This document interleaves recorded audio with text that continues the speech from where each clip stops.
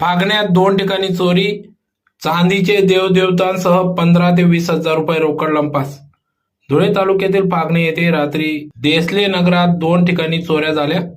यात देसले नगर येथील दिलीप हिलाल धनगर मानतेच्या कार्यक्रमासाठी बाहेरगावी गेले असता रात्री चोरट्यांनी घराचे कुलूप तोडून घरात शिरकाव करून कपाटातून 2 ते 3 हजार रुपये रोकड व देवाऱ्यातील चांदीचे देवदेवतांची माळा 5 हजार रुपयाची चोरून नेली.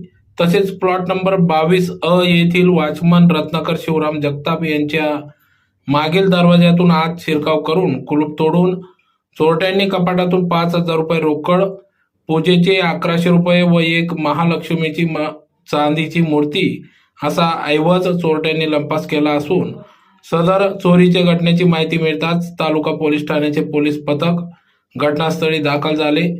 गुन्हा नोंदविण्याचे काम उशिरापर्यंत सुरू होते. पागणे गावात चोरी झाली आमच्या देसले नगर मध्ये. मी मानत्याला गेली असताना माझ्या पाठीमागे चोरी झालेली. तर रात्री 2:30-3च्या दरम्यान असेल किंवा सकाळी असेल. कुलूप तोडलेलं आहे आणि माझे लॉकर पण पूर्ण तोडलेलं आहे आणि 2-3 हजाराची नुकसान झालेली आहे आणि देवरात्री चांदीची माळा गेलेली 5 वारची खंडेरावची.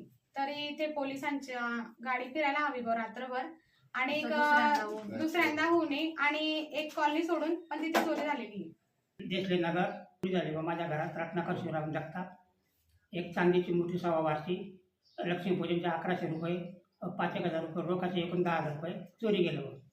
पोलिसांनी एखादी चक्कर गस्त काढावी बा गलीमध्ये